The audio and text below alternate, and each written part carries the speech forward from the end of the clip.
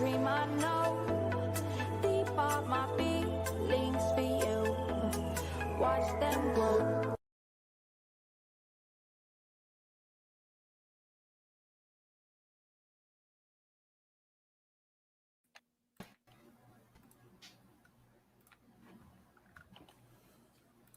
And we are officially live. Yes. Okay. Good evening, everybody. Oh, thank you, Spooky Voyager, for the follow. Appreciate it very much. I am Underground Media, and my co-host is Red, and our guest tonight is Larry from Night Dive, and we are going to be talking cancel culture. Welcome back, Larry. Appreciate you having you on. Welcome back, Great. Sir. It's always good to be here. Absolutely. And we like having you here because we can talk games, Absolutely. we can talk history, we can talk culture, we can talk everything. It's great.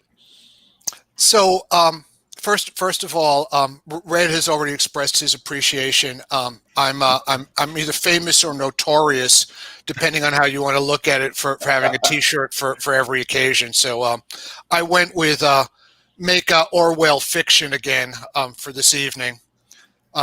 So our topic is cancel culture, and I had to actually ask for the opportunity to talk about this. There was a particular event that led me to this request, and this is a headline from Slate, dated April 4th, so really pretty recent. The headline reads: Trump decries cancel culture, calls on Republicans to boycott more companies, which is a kind of ironic headline, right? Right. Yeah. You're trying to cancel the cancel culture and saying that canceling the cancel culture is okay. It's just one of those things. So I thought we would have a discussion about cancel culture, and is it real? What's the history behind it, and what does it mean for us today? Before I jump into the topic, I thought that I would actually start with a bit of a confession. So I was born in 1955. Grew up. A lot of my opinions were shaped in the 60s and the 70s. I have told more than my share of racist, homophobic, transphobic, and just generally offensive jokes. And there's a defense that people of my generation often use, and that's it wasn't offensive during the time we told it. And let me just say on that defense, bullshit. We always knew those things were offensive, and I'll tell you how we knew those things were offensive. I have been in the room plenty of times when people told offensive Jewish jokes, either based around stereotypes or that endless subject of humor, the Holocaust. I was the one sitting there with a phony grin plastered on my face. Sure. I really believe in the words of Rabbi Hillel, who said, "Do nothing to your neighbor that you would not want your neighbor to do to you. That is the whole of the law. The rest is commentary." So I really believe that. That said, I fortunately or unfortunately, that was before social media. So the record of those things that I'm truly sorry for exists mostly in my conscience, my guilty conscience on those topics. And I certainly don't repeat those behaviors today. I mean, I know Sure. At the end of the day, A, they're not funny, and B, they're harmful. So that's just that, and that's just a topic of that I wanted to clear off my chest. Sure. So thank you for that. Yeah. Forgive me, Absolutely. Father, for I have sinned. that said, I thought, usually when I do these presentations, I always like to be, really serious about what I'm going to say. I don't try to skirt around it. I don't try to make you guess what my point is. Right. So I'll tell you what I hope that you'll get from my thoughts today and from what I'm going to share with you. One is, just because there's a word for something doesn't mean that thing is real. Very true. That's the first point. And the second point that kind of goes along with it is that words have power. Yes, they Absolutely. do. And the words that we use, dictate how people are going to perceive them. So, hey, Red, would you help me out with this one? Let me establish the first point. Red, have you ever gone hunting? Yes, I have. Have you ever gone snipe hunting? I mean, other than Call of Duty. No, I'm not talking about snipe. Oh no, snipers. I have not personally gone snipe hunting, but I've sent people on snipe hunting trips. So snipe hunting is something that's famous. I'm glad that you get that. But snipe hunting is something that is either famous or infamous. Generations of students have been sent out with their forked sticks and their snipe bags to go hunt for snipe at night, and spend all night outside trying to hunt snipe. And the butt of the joke is that there's no such thing as snipe. Right. So there you are. It's like the mysterious jackalope. Absolutely, but the words exist, right? So there's a snipe hunt, and I'll tell you where I'm headed is cancel culture. Is the term cancel culture really just a snipe hunt? And then the second thing that I'm going to talk about is the power of words and how we get persuaded by the words that somebody uses. So, absolutely. I did some research. I'm a historian. I love that stuff. Well, actually, no, I'm a historian as a hobby. I make video games for a living, but right. But I did some research into the origins of the term cancel culture. So I found an article, that kind of chronologues it. It's an interesting thing. The first use of the term cancel culture that they found on social media. This is only on social media, but dates back to 2014, and it was in an article. It was from a tweet by a guy named Miles McNutt, who's professionally a TV critic and was, at least at the time, an assistant professor at Old Dominion University. And the thing that's interesting about it is that when Miles was talking about cancel culture, he didn't mean anything political or anything offensive. What he meant by cancel culture was that the TV networks would give a show a really brief trial, right? I mean, if the pilot didn't catch on and maybe one or two episodes, they would cancel the show. Right. And that's what he meant by cancel culture, right? Gotcha. Okay. Nothing scary about it. His exact tweet was, "It's unfortunate how renew/cancel culture has made not renewed early read as canceled. Wait and see until pilots come in is normal, right?" Yeah. So that was that. But that phrase cancel culture morphed. It changed into meaning something else, and so the meaning of it, changed over time into something more political. And as far as people can find, it really began in 2017. So Aly Raisman, famous gymnast, she was one of the many young girls to accuse Larry Nassar, who was the Olympics gymnast doctor, of sexual abuse. And it's no longer up to debate. I mean, Larry Nassar was convicted for, something like 500 counts of sexual abuse. Ridiculous. Many of his victims were children.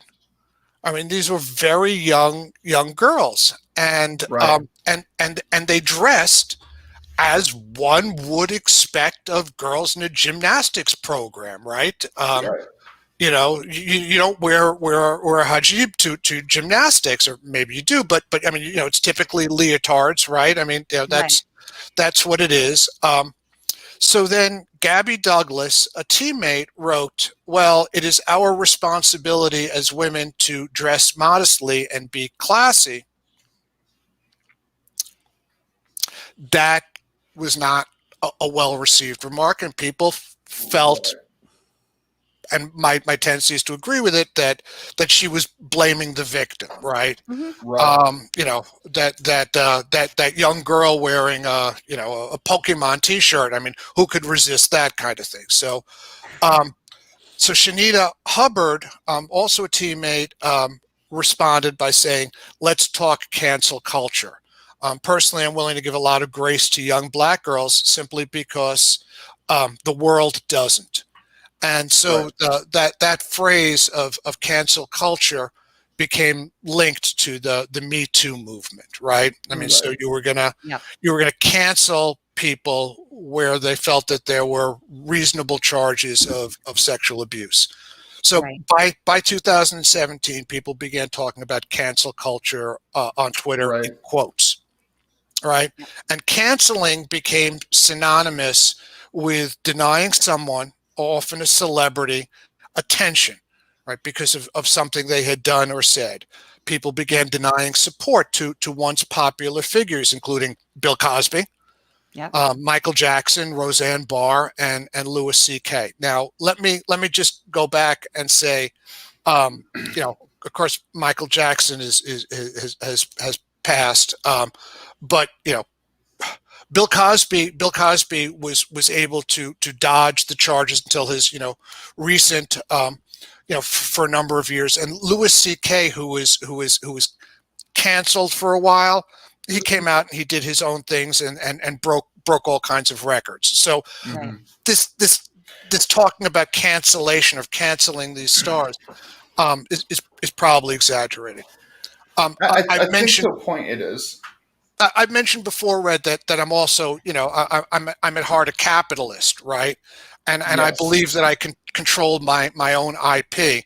I certainly don't want anyone telling me that I have to put one of the games that I publish on this site because I have it on that site. It's up to me to choose where I display it. And if I disagree with the financial policy, or if I disagree with the political views of the site, I don't have to do it. I control my own IP, right? And that makes sense to you. But then when I talk about the Dr. Seuss books being pulled by the estate of Dr. Seuss,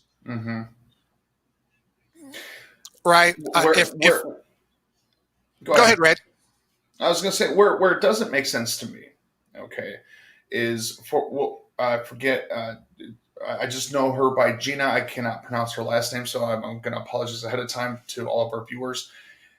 She is very open as being a conservative and a Republican, and all of a sudden she gets shoved off of the movie series that she's in. Because the woman from The Mandalorian, right? Yes. That's the one. So now I fail to see where that becomes appropriate, because there's several people in all of our worlds that differ in beliefs and opinions, and we're not trying to shove them out of their job, right? So that's where I struggle. I'll give a rebuttal on that, kind of. Right. Okay. You hire people because they draw an audience. Right. And again, I mean, her remarks offended, a portion of the population. If somebody who's in charge of business, like me, does the equation and says, well, on this hand, are the people that are okay with what she said, and on this hand are the people that aren't okay with it, and this hand is higher than that hand. Right. Then that's the way she's that's the way she's going to. I will also point out that while she left The Mandalorian, she got another gig someplace else. Yes, with another entertainment. The one that I was going to actually bring up, and I want to say it was Teen Vogue, somebody that was a social media person on Teen Vogue, had done a series of certainly homophobic, possibly racist. I don't remember what it was. Right. But I do remember explaining to one of my friends that when I hire a social media person, if they offend my audience, that is their job. That's right. I hire them not to do that. Yep. Let me give you something on the other side to it. Something that was near and dear to my heart, and I can't recall her name, but she was the author. She was the writer for a video game series, and she did a post on Twitter about writing. And somebody that didn't have her credentials, that was not in the business, a person. Right. I don't want to denigrate them and say a rando, but it was a rando. I mean, it wasn't right. It wasn't the editor of a magazine or whatever. Right. He challenged the average person, and she shot him down by saying, you don't have the credentials. And he said, well, that may be, but I can still be right. And this continued until there were hundreds of people involved in this thread, and she ended up getting fired. And she accused him of mansplaining, saying that that's something that does happen. But she got fired, and I surprised some of my friends in the gaming community by saying that I understood, and it's not up to me to support it. I mean, they didn't ask for my support or opinion, but I certainly could explain why they fired her. I don't know if I would have done the same thing. It depends on the circumstances, but I can certainly come up with a reason why it might have been, because after like the 50th or 60th tweet, it wasn't her position. It was that she was too stupid to stop. Right. That's exactly it. And there's one thing I want to mention also real quick is that there is a difference between canceling and accountability. Yes. You can have accountability without completely canceling somebody. And like you said, if you hired a social media person to, advertise, to do your marketing, to do your social media, it's their job to have that professional position, to act in a professional manner, and to do that. And if they are not doing that, then they are not doing their job. It's a matter of competence rather than politics. Right. Correct. The other thing that goes with that, Red, and that I do want to say is that again, you get into that capitalism thing. We're assuming, and I'm not playing games. I mean, I'm pretty sure she got fired for her remarks, right? And when those came out, and I'll be full disclosure. I'm not aware of exactly what was said. Yeah. So I'm gonna stand very firm on that. That kind of like I think it was during the live panel that we did. A subject was brought up, and I did not know all the details, so I can only go off of some stories that I've seen. So I am kind of going a little blind into that particular case. And I would say where you start getting into a gray area is at my company. If I have certain standards of conduct, you may not agree with those standards of conduct. Don't come to work for me. Right. But if I have those standards of conduct and you violate them, then, right to work states, right? Yes. Where right to work doesn't mean this is what you think it means, but no shirt, no shoes, no service, right? I have the option for that. Yep. So, and again, but we tend to view those things through a political prism. and to favor both sides of it. Again, and I know I have some friends who are in the gaming industry. I mean, they might take my point of view about, at a certain point, how does that saying go? Never argue with a pig, because it drags you down into the mud and then beats you with experience. I mean, at a certain point when you're in a debate, at a certain point when you're in a debate, you should understand that you're not making headway and say, choose to end it. Right. Yeah. Which I've actually had to do just over the last couple of days over certain circumstances that are happening in our world. Again, let's talk about what's harmful or what's not harmful. So I told a joke the earlier today. Mm-hmm. And this was kind of on the topic of words, and it's one of my slightly off-color jokes. And by the way, you're going to have to book me in to do a show on Jewish humor. I'll have to talk about that, and I'll go to the origins of the word off-color. But so here's the joke that I told.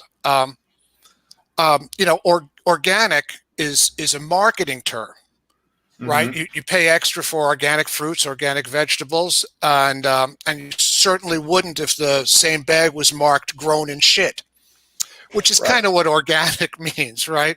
Now, that's an okay joke. It's a dad joke, but it's an okay joke for me to tell in an adult, circumstance. Right. However, if I'm a third grade teacher, I probably shouldn't tell that joke to my Sunday school class, right? Exactly. That's probably not the way I should go on that. So you might have some parents kind of. So that's it. That's it. Because when little Johnny or Janie gets home and tells their parents, I'm going to get in hot water, and if I lose my job, that's not cancel culture. That's all I want to say. No, in that aspect, you're correct. Part of I think, again, this is a matter maybe of more not just my opinion, but what I'm speaking about. What I'm about to say is purely from my point of view. Sure. It's hard in today's society to really say almost anything, because it appears that most things are being deemed insensitive, racist, and the sorts. Now, again, this is stuff that I'm seeing. I'm not saying this is happening 24/7, 365 all around the world, because let's face it, we speak very freely here, obviously within reason, because we don't, we're conscious of who we are and what we do. So it's to me, it's a little mind-boggling, if you will, that sometimes what sounds presumably innocent is either A, blown completely out of proportion, or B, labeled something that it truly isn't. So I live here in Las Vegas now, right? Mm-hmm. And about a mile and a half from where I live is a cemetery with, among other graves, the grave of Red Fox. Mm. If you have never heard Red Fox Plain Brown Rapper, you really should make the opportunity to do that. Absolutely. That said, as Red Fox jokes would be considered tame by I have the feeling that if Red Fox heard Sarah Silverman, for example, he would go, "Can you really say that?" Absolutely, man. I mean, that said, we've been doing this for a long time, but Red, I'm going to pick up on something that you said, which is that by today's standards. Mm-hmm. And I want to tell you something that is a recurring theme in my chats and my lectures. I often feel that mine was like the last generation that was really taught history, certainly civics, but history, and that there's a whole bunch of stuff that you guys don't know about, and that is part of America's history. So let me share one with you that you probably don't know about, and this is one of the earliest examples of cancel culture that you will ever hear. Have you guys ever heard of Roscoe Fatty Arbuckle? Yes. The name sounds very familiar. Fatty Arbuckle, if I'm not mistaken, and I could be wrong, wasn't he a silent movie star? Absolutely. So in 1921, he was not only a silent movie star, he was the hottest name in comedy. Wow. He was the mentor for Charlie Chaplin. Yes. He actually, as a director, discovered Buster Keaton. Wow. And it was really cool at the time that you got to do multiple roles because movies were smaller. And so he was an actor, he was a director, he was a screenwriter. Oh, wow. Then came September 5th, 1921. Arbuckle decided to throw a party. He rented 3 rooms at the St. Francis Hotel in San Francisco. And he invited a whole bunch of people to come and party, including a 26-year-old actress named Virginia Rappe. Last name is spelled Rappe. So Virginia became seriously ill at the party. And the hotel doctor was summoned. He concluded that her symptoms were caused by intoxication. And bearing in mind that this was 1921, what do you do for somebody who's had too much booze to drink? You give them morphine. What? Not kidding. 2 days later, Virginia left the party, and 2 days later, she was admitted to the hospital. Her friend, whose name was, and again, I'm not making this up, Bambina Maud Delmont, told the doctor that Virginia had been raped by Fatty Arbuckle. The doctor examined her, found no evidence of rape, although circumstantial at best, but there was no bruising. And again, remember how women were treated and viewed in 1921. I mean, I'm trying to be really fair on this, but he found no evidence of it. Rappe suffered from chronic urinary tract infections, a condition that she often made worse through her drinking. And 2 days after her admission to the hospital, so 4 days after the original party, she died from peritonitis caused by a ruptured bladder. An autopsy was done, and they found that she had never been pregnant, nor had she ever had an abortion, which were things that they looked at that time. And Delmont, her friend, again told the police that Arbuckle had raped her friend. Virginia never said that. Her friend said that.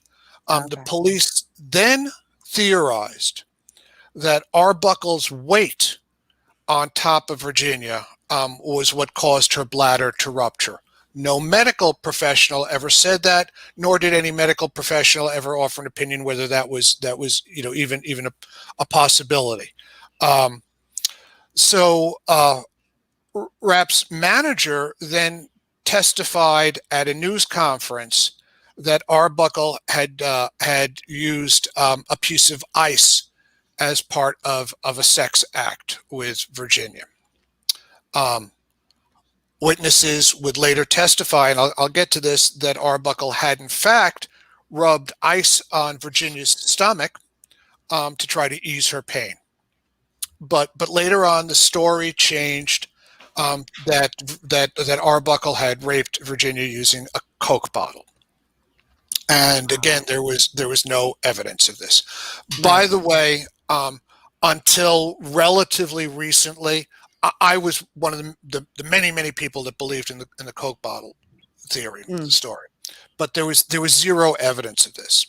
Right. So based on her friend saying that this is what happened and her manager recounting this, Arbuckle was tried twice in court, and both of those trials ended in hung juries.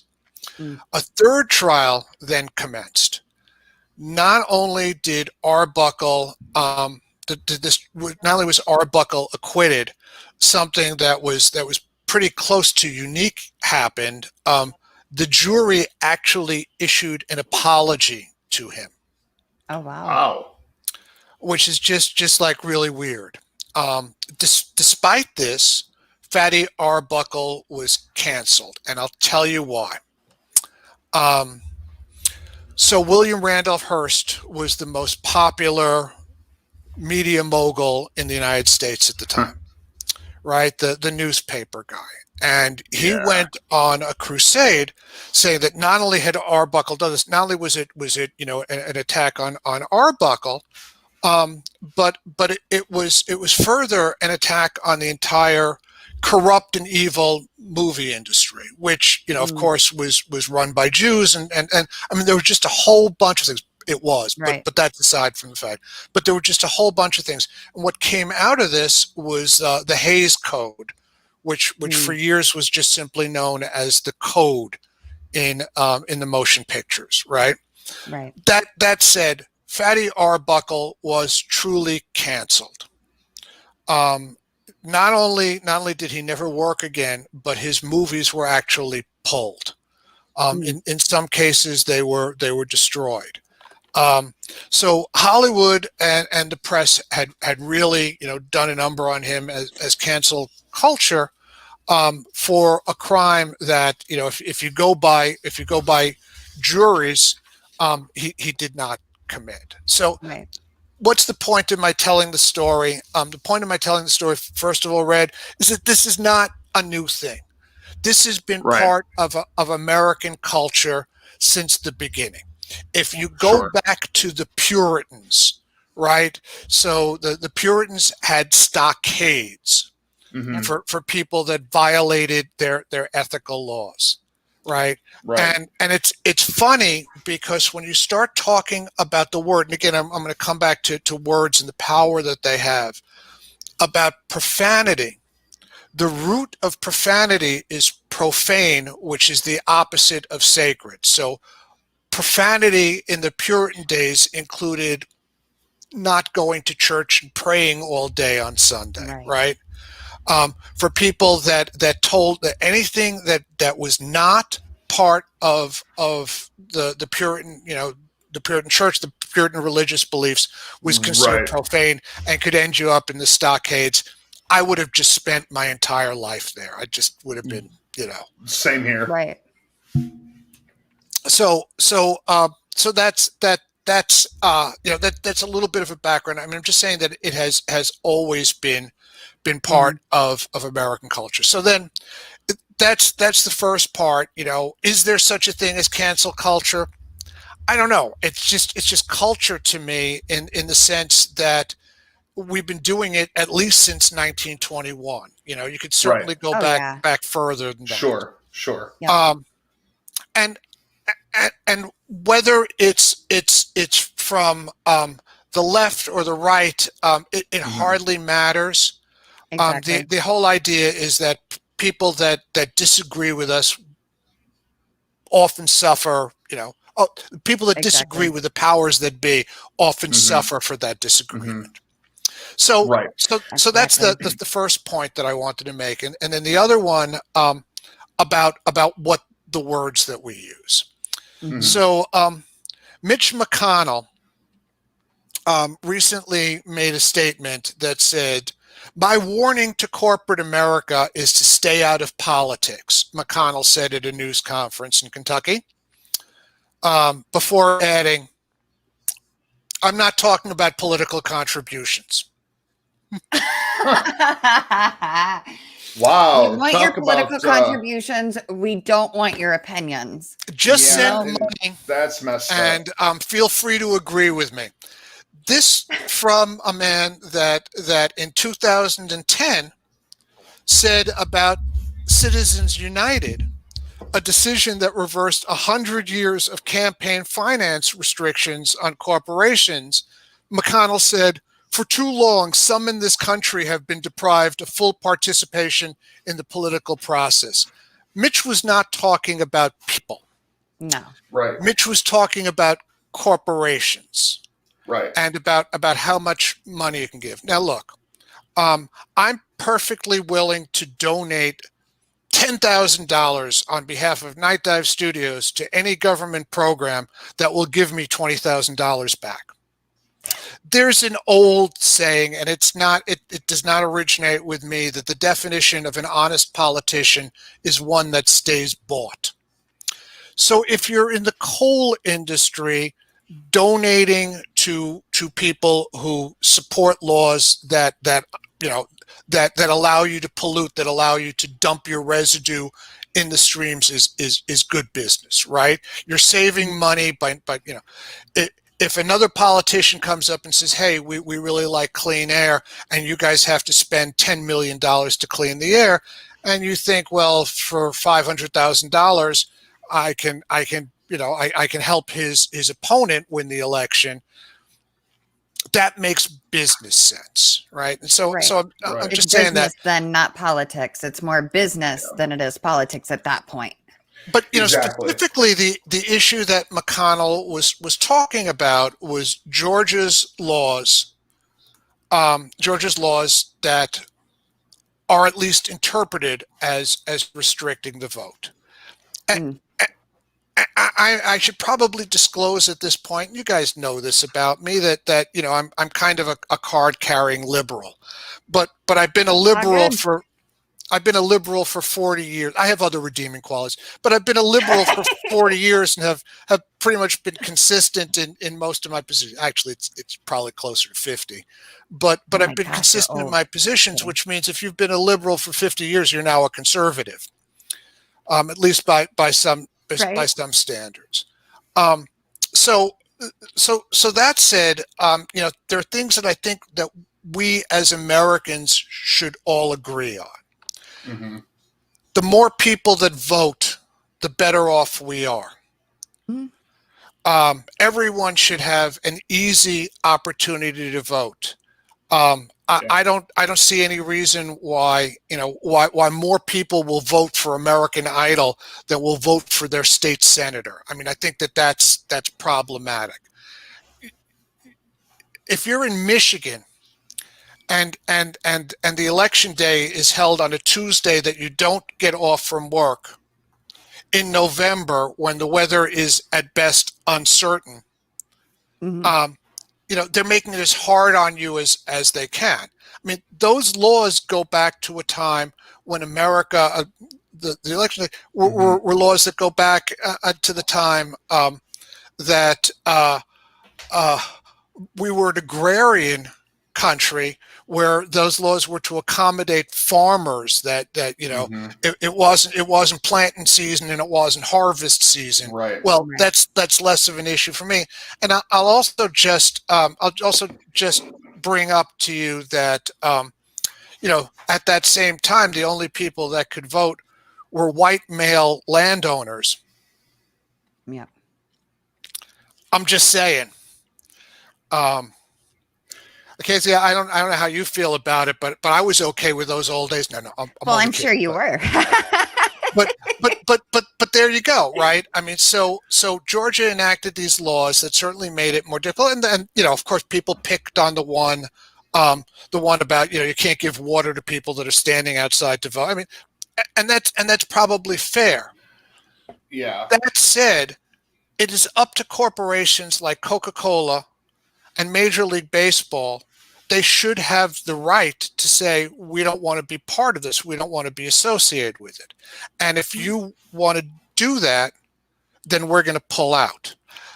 Saying that is cancel culture, but then saying, well, I'm not going to attend an MLB game, or as Governor Abbott from Texas, said, I'm not going to throw out the first pitch for the Texas Rangers. Saying that one thing is good and the other's bad when they're pretty close. Red, go ahead. I know you're going to ask a question. No. I was going to make a statement. I think from what I've read, a lot of people are up in arms about requiring an ID to vote. Now, that's where I'm like, okay, wait a minute. To get an apartment, to get a car, to get cigarettes, to get alcohol, there's a plethora of things you need an ID for. Right. So and I'm not so I sure. I mean, there's a technique that we use in sales, Red, called reduction to the ridiculous. I don't know if you've ever heard of that. That's where you I pick have out not. one thing and you pick at it. Right. So I'll give you other things that that are less controversial or perhaps more controversial Sure. than the ID thing. If I tell you that one of the specific provisions in the Georgia law was that for people that live in rural counties, particularly the elderly that live in rural counties in Georgia, for years, for decades, they have been meeting at church and then taking a bus into a voting station. That's now prohibited. Now, see, I could think that's argue on that, saying, well, it's the church thing, it's separation of church and state, but clearly, why is that being done? Because the majority of people that did that were black. Now, so that portion of it, I think, is ridiculous. Just like the whole not being able to go out and give people water when it's hot out, people need water. Give them some freaking water. I got you. And don't worry about it because as far as I know, fucking water is a brand. Kind of like the organic vegetables, right? But no. And I got you on that. What you've just come to is something that we're lacking, which is right. A rational approach to it. The devil is always in the details. Yep. Right. Absolutely. But by and large, we're not going line item by line item. The right. Georgia proposal rang as being racist to a number of corporations, and I am going to defend the right of those corporations to not right. To vote with their money. So let me just point out to you that we're on a semantic thing here, and that words do have power. Absolutely. That if you don't like what somebody is doing, that is cancel culture. But if you do like what they're doing, then that's a boycott. And what's the origins of that? Can I just throw out some stuff about boycotts, about how long we've been doing them? Yeah, so, actually, I was going to ask you about that, because it's like we talk about cancel culture and we talk about like canceling people out, but how is that different than boycott, which I think is where you're going with this, which I'm glad you're doing that. So it absolutely is. So one of the earliest boycotts of the 20th century begins in 1915 in India. Mahatma Gandhi urges the people of India to not buy British products, but to buy similar products made in India. So he basically leads a boycott over British goods, right? So that's one example, and it's an early one. Perhaps the most famous one here in the United States begins in 1955, the year I was born, with the civil rights movement, with the Montgomery bus boycott. Right. So, Rosa Parks, with intent, it was not that she was tired, but Rosa Parks challenges the law by sitting in a white only seat and refusing to give that seat up. She's arrested. And so the boycott begins. And the boycott is supported by, among others, Martin Luther King Jr. So that's kind of a famous one, and that boycott spread through municipal bus districts to the South that had Jim Crow laws. Red, I'm also going to point out that the Georgia law has been termed by Stacey Abrams as Jim Crow too, showing the power of words on the other side. Right. So that's 1965, 1955. In 1965. A group of Filipino farm workers in California walks off the job to protest working conditions. And Cesar Chavez leads the Hispanic workers out on strike in solidarity and for support. But more than that, more than just the strike, it becomes a famous thing of don't buy grapes. Right. Stop supporting the industry by not supporting grapes. So there you have some examples of it. But let me go one step further in one of the most fascinating uses of the boycott is the United States position against apartheid in South Africa. So the Reverend Dr. Leon Sullivan was an African-American minister. He was also a board member of General Motors, which for times was the largest corporation in the world. And it was certainly the largest employer of blacks in South Africa. So Dr. Sullivan fought for the adoption of what became known as the Sullivan Principles, which mandated equal treatment of employees both at work and before and after work. And that was in direct contradiction to the apartheid laws of South Africa. So this began a corporate policy, a corporate boycott, what they call disinvestment by American corporations. Among places that supported the disinvestment of South Africa was Michigan State University. They were the first, but they were not the last university to say we are not investing our pension funds in corporations that do business with South Africa. Right. So just really interesting on the evolution of that. So why does the word boycott have so much power? Well, if you oppose boycotts, you're on the in opposition to Mahatma Gandhi, Martin Luther King, Cesar Chavez, General Motors, and half the universities of America. Where it gets sticky is that you look at the apartheid policies of South Africa, and clearly, South Africa made no bones about it. They were proud to be a racist state. The only one at that time more racist than South Africa was Rhodesia. And again, you've probably gone wrong when you have to change the name of your country. Yeah. Just saying that, that's kind of the litmus test on that. Right. Right. While we agree with that, many of the same people that supported those policies against South Africa oppose disinvestment in Israel. Yep. And where you get into it is I don't want to position myself or for anyone. I mean, I think we all are arbiters of right and wrong, right?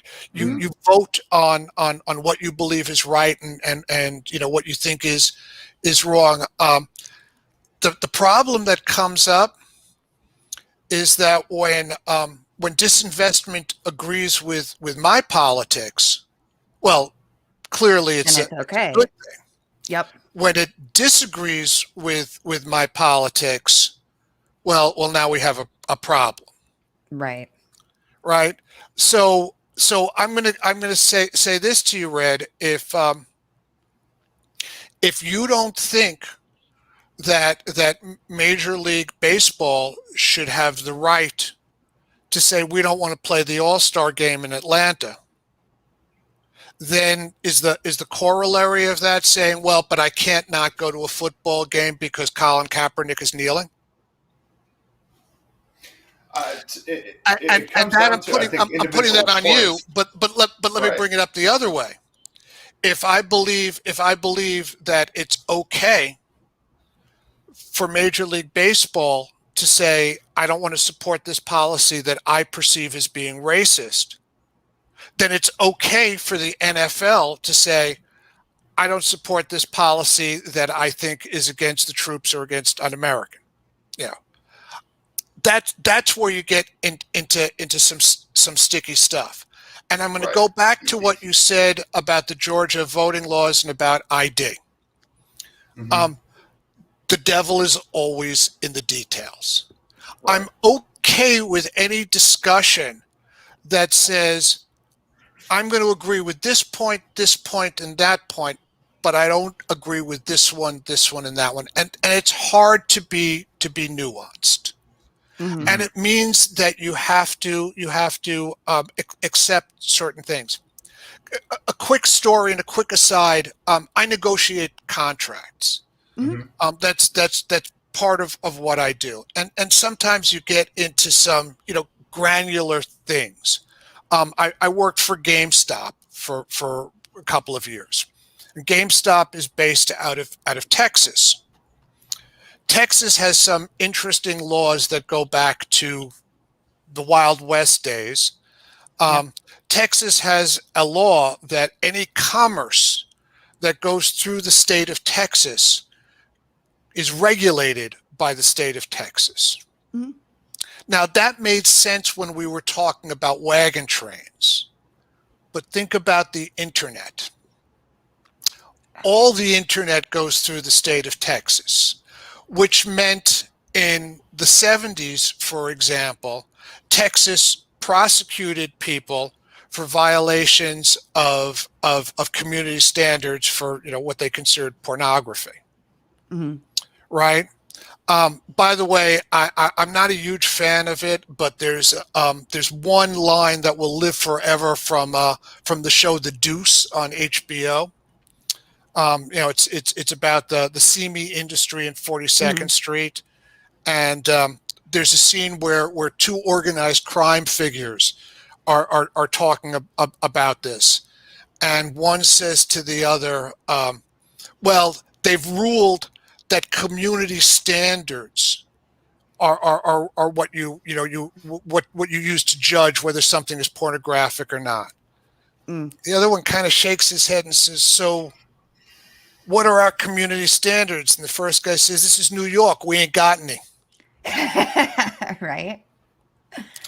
But again, how do you regulate that? Well, one of the contract negotiation tools. I mean, we wanted to have everything where, and I don't mean to throw out legal mumbo jumbo, but venue and governing law were Texas, right? And often we had to negotiate about what the governing law was, and we could find a middle ground on that. But then you get up to venue. So I always used a simple principle. If you sued us, you had to come to Texas to do that. Mhm. If we sued you, we had to go where your state was. After a while of doing that, I also found out that because they had bought my company's division from Michigan, we were actually chartered in Michigan. So I also used to recommend that that the venue statute be come to Michigan in February. You're going to have to really, really want to sue us to do that. Exactly. But I used to refer to that as the principle of mutual inconvenience, right? The Mm. goal in it was to make sure that there were no frivolous suits. And Red, I'm going to say the same thing. We don't want to go through the details. We often want to look at something and say good or bad. I mean, that's being an American. I always used to work this into a conversation. Right. What are the two words that all Americans hate? It's complicated. Exactly. Yep. Right? We want the good guys to wear white hats and the bad guys to wear black hats, so that we don't have to do anything nuanced. And when some guy comes out with gray or paisley, we're like, I don't know.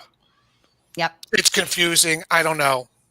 I think that's kind of how we are as a society too, is that, absolutely. we want to be like, okay, well, this news outlet or this article said it was all about this. Well, I'm just going to take it at that because that's the easy thing. They're Right. telling me So- what it is. That's the easy thing. You bring up community standards, and that brings up a whole another ball of wax when it comes to perceived or legit cancel culture is who governs these community standards. For example, and I'm going to give a very prime example. Okay. Full disclosure for all the viewers out here, you are about to hear some language that may not be suitable for little ears, so please plug them or mute your speakers. With that being said, I posted a video. I think it was either on Facebook or TikTok, all right? And my opening was, fuck your God. And it was pointed at certain people of certain faith, and it was a pointed conversation to stop shoving your religious beliefs down people's throats and expecting them to abide by your religious standards because that's what works for you, right? And now, with that being said, I was watching something on TikTok, and I reported it for what I perceived it to be hateful speech. However, because of who was saying it, it did not go against their community standards. Now, that is a double standard in my opinion. Okay, now hear me out. When you're going to sit there and basically bluntly say, again, pardon my mouth, fuck the police, do them harm, that's hate speech. But yet, if I come out and say, fuck your God or fuck your cause, I'm saying all of a sudden I'm saying hate speech, but you're not, because you're saying do harm to the police. Now, so the double standard in the society, I think, is part of the fuel in the fire of this cancel culture, as it's called.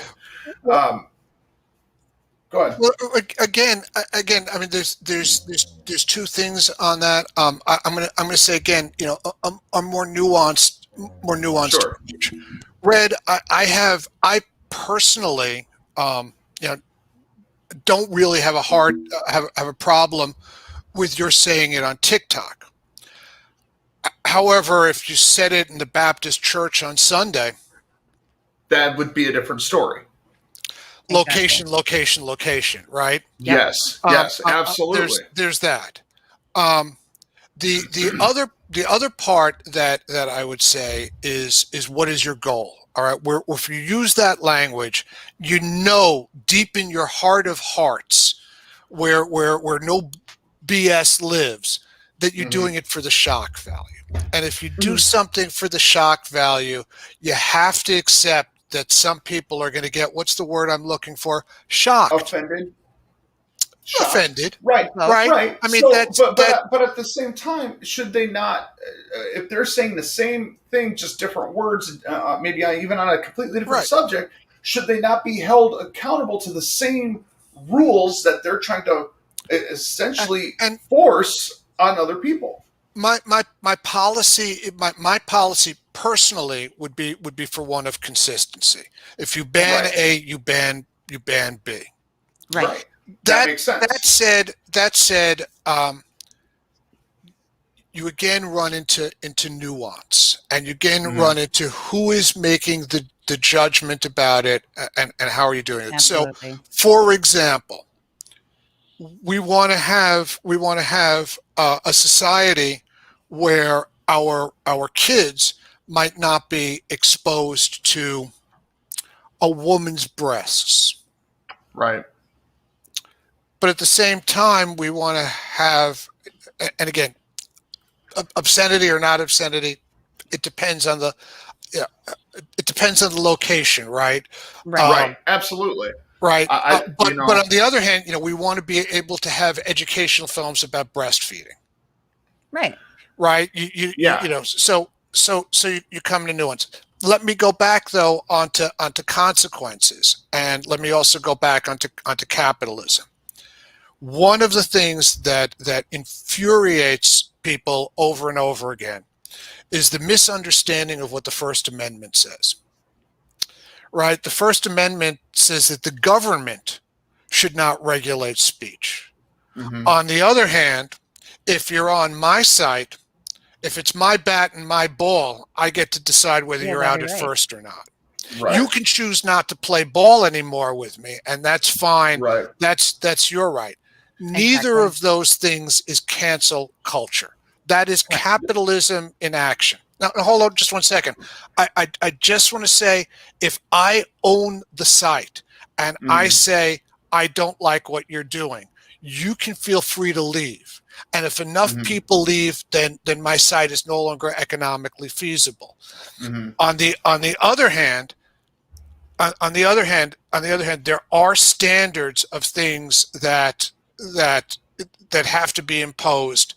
Yeah. Sure. So, for example, I'm not really very popular. I'm not really. No, I'm not popular either. But I'm not really very supportive of the Daily Stormer. I can't imagine why not. Daily Stormer. It's a white nationalist forum. It is. Gross. It is like the old Stormblast crap. Yes. Yeah, it's bad. Okay. I'm going to go one step further. One of the great ironies of this time, it's not only a white nationalist forum, it's also a singles place where white nationalists can meet other white nationalists. Okay, so I'm just saying. Yeah. Wow. They really do have. I've read about that. I have never. But anyway. I do not believe, I do not want to support them. On the other hand, I would not support a law that would unequivocally ban them. But if it turns out that the Daily Stormer has a large forum called "Let's All Kill the Jews on Tuesday at 6 p.m., that's probably a violation of some law, right? It would definitely be a cause for a different line. It's crossing a line of legality. It's crossing a line, not just that it's offensive and it's wrong, but it's legally wrong. The same thing goes throughout a lot of this stuff. So, Red, let's go back to the election law and IDs and that.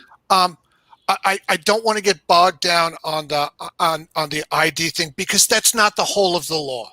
We're not. I mean, that's not the whole of the law that Georgia passed, and people might be accepting of that, but not. And again, what we're talking about the IDs, may change. If, for example, if you say that you have to have a driver's license to vote, then you're kind of discriminating against people that don't drive. But that aside, but then it turns out that there's no place to get a driver's license within 100 miles of these rural areas, and these rural areas are 98% black or Hispanic or whatever minority or white, right? That blonde-haired white people just can't get this thing and therefore can't vote. Especially if it's a federal election, now you're violating the federal law, and that's problematic. Let me go up and say personally, I think we it's time for us to scrap our arcane voting system. I think that that biometrics and phone is just fine. I think that you can get to or computer. The problem that comes up with that is, again, I got 3 computers in this room. I only put my cover back on that one because I was going to have company. but I mean, again, if you say that and you show that by doing that you are disenfranchising a large segment of the population that doesn't have access to that, that's problematic. I mean, what we want to do is we want to have as many people vote as possibly can. Right. And that should be our guiding principle. But again, there are laws about this. Let me also say historical perspective, that in the United States we have a long and documented history of things like the poll tax, of measures that were the state that I'm going to pick on, where my daughter lives, it's a wonderful, lovely state, is North Carolina. When people that passed laws say on camera, we passed these laws to make sure that black people don't vote, right? You know about Governor Gary? Do you know about that? I can't say I do. I don't think so. Governor Gary, back in the 19th century, reapportioned his state map. He drew these weird voting districts. And somebody looked at it and said, that looks like a salamander. And somebody said it's not a salamander, it's a gerrymander, and that's the origin of that term. Oh, really? It's just geometry, right? You can Right. you can divvy up state voting lines so that it gives one political party an unfair advantage. Right. Right, so that all the Democrats in a state, the state might be 50-50, but the Democrats only get to elect 25% of the elected representatives, and the Republicans, etc. That kind of stuff is unfair. There was a case recently where the incumbent redrew the district lines right before a primary so that his opponent no longer lived in the area where he was running. Of course. If you ever take a look at the Texas voting districts, it'll explain why Ted Cruz keeps on getting elected. You wouldn't think that Austin would do that, but it seems that parts of Austin are in Dallas and parts are in Houston for voting purposes. I mean, we've done those kinds of things. I think that at the end of the day, stuff that most Americans would agree on is just scrap that stuff. Just Right. scrap all the districting and just say you vote for the people in the area that you want to vote for. I mean, those things were done for political purposes. Quote from Louis L'Amour, the old Western writer, about doing things unfairly. He said, "They ain't a horse that can't be rode, and ain't a rider that can't be throwed." And the simple thing is, no matter what the mechanism is, somebody can figure out a way to game it. Oh, yeah. Welcome to life. I mean, no matter what, it is never going to be foolproof. It is never going I mean, we're human.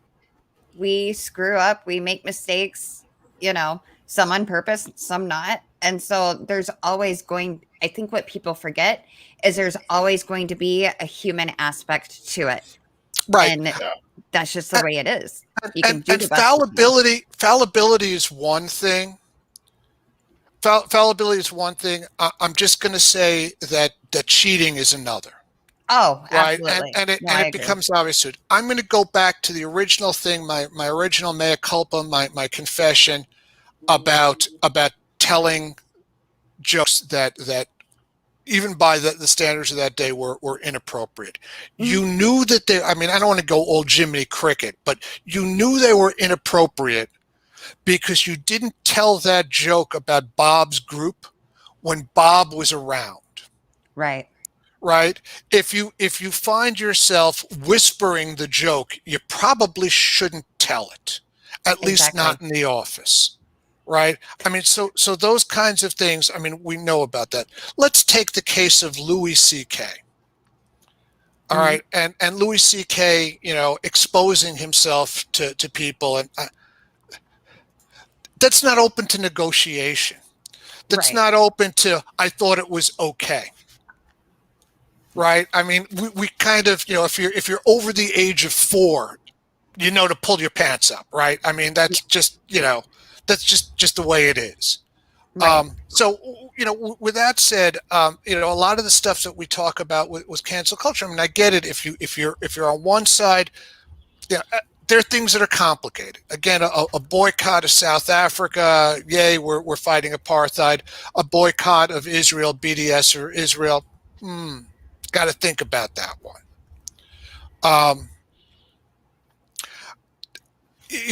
I do believe that there are certain principles in America that really make sense, right?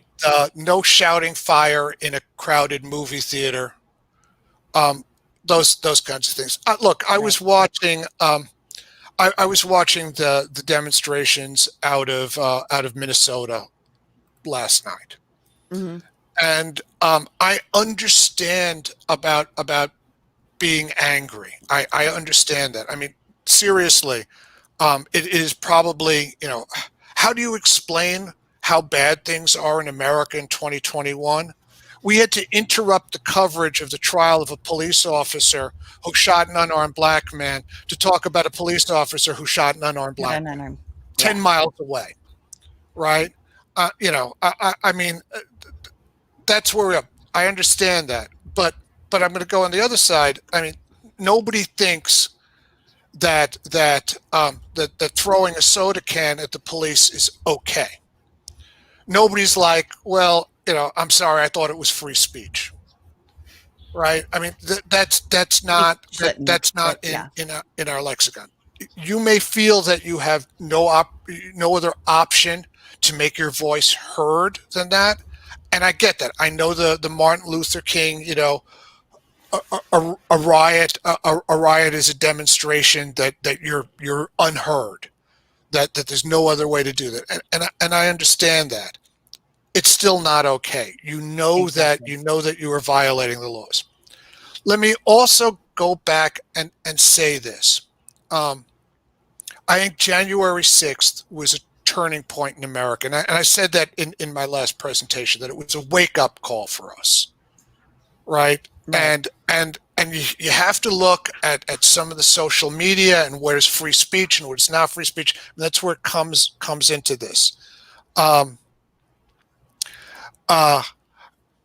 Yes, great question about not offended by the same thing, and let me speak on that, but let me go back to January 6th for a second. There's stuff that it does not require nuance. Spraying bear spray at Officer Sicknick is not something that I thought it was okay. No. In no one's lexicon, no one's mind. Do you think that's okay? Let me address the issue about what's offensive and what's not offensive. And I don't mean to dodge that community standards thing, but there's stuff that contributes to harm. There's stuff that we all can agree on, or that most of us can agree on.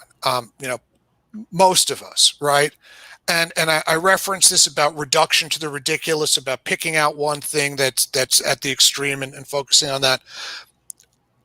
Let me just say that if something is harmful, if you are advocating violence towards another group, if you are advocating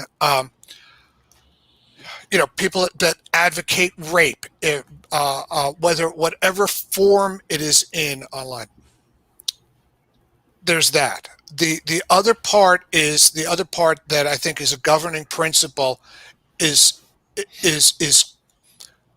capitalism, which is to say if the majority of people in the United States are willing to support something and a minority aren't, well, that's majority rule, right? Unfortunately, there's stuff that has to be legally done.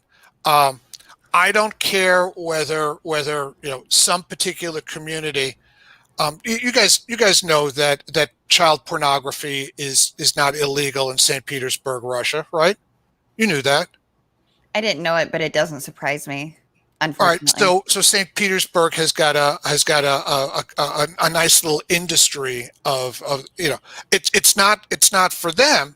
It's if you have a server that's serving child pornography, and it's in St. Petersburg, you can't So I'm just going to say that if I say I'm barring child pornography, or I'm barring servers that have an IP address or a range in St. Petersburg because I think that they might be hosting this, or I know that they are, that's not cancel culture, guys. I mean, let's be real about this. Right. If I say that Louis C.K. has offended me and I don't want to watch his show, that's not cancel culture. Right. All right. If you say, I think Louis C.K. is still funny, in fact, I think he's even funnier now, I just wish he wasn't wearing pants all the time, and you want to vote for him with your pocketbook, he did pay-per-view, he did online, and blew through all kinds of records on that, right? The law isn't stopping him from doing that. I just have the right to say I don't want to host him on my site. Right. Right, but now with that being said, there are so many people, and I'm gonna utilize both sides of the political spectrum here. The left is going to say, "Hey, I don't like what the right is saying, so we need to shut them down." But yet, if the right says that, it's the left is screaming fascism, fascism. You're a fascist. When you're trying to totally shut down what Red, where are we shutting them down? If you're saying it's Twitter rules, or if you're saying I'm not rules, I'm not talking anything on social media. I'm talking period. In general, there is such an uproar when a conservative will say something, and if it doesn't go with someone else's agenda, they lose it, right? However, if the tables are turned, it gets deemed racist or labeled something, or they'll say, "Hey, are you saying that the words racist hurt you?" Not at all. Okay, and because I know I'm distinguishing between two things. There are no laws prohibiting offensive, that type of offensive speech. There are no laws in that. But if I own the social media platform, I'm not talking social media. Basically, what I'm saying is you can't make me have you come into my house and insult me. You can stay in your house and insult me all you want, but you can't come into my house. Now, if you say, yeah, but Larry, you got a much nicer house. First of all, you'd be wrong. But second of all, but second of all, that's the way economics works. I mean, again, I'm going to come back and say Donald Trump got kicked off of Twitter. But the federal government didn't shut him down. Correct. The big thing is that we forget, like, there is a difference. Like, when I talk about cancel culture, when I mention cancel culture, much like all of us have been talking about, like, it's very nuanced and it's very semantics because words do matter. Yeah. But the thing is like you said, I can choose whether or not I want this to come into my home. I can choose whether or not I turn the TV on or I go on Twitter or Twitch or any other social media platform. They can decide whether or not they want whatever I'm promoting on their channel or on their platform. But the big thing, at least for me, is like, when I talk about cancel culture, I mean, it's very nuanced because you can't, much like with many other things, you can't paint it with a broad brush. You can, but it's so nuanced. If I go to see a comedian and the comedian makes a joke about pedophilia, I'm probably walking out. Mm-hmm. And I probably won't pay to see that person again. And I'll tell all my friends not to go see that person. And that's okay. Which is your right to do. If that same comedian makes a joke about racism, my reaction might be the same on that, or will be the same on that. But not everyone that agreed with me on the first thing, well, pedophilia is wrong, but racism's okay because that was funny. Just say it. And Some people might not see it the same way. I will. I mean, there are jokes to be said on both sides of that. But that said, again, what we're talking about when we're talking about cancel culture is where is it being canceled? Mm-hmm. If the means of communication today are privately owned.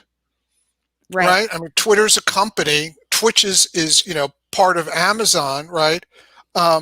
If you come out and say, well, it's not fair, Jeff Bezos is has more gold than is imaginable, and he owns Amazon, and he doesn't like my opinion. Well,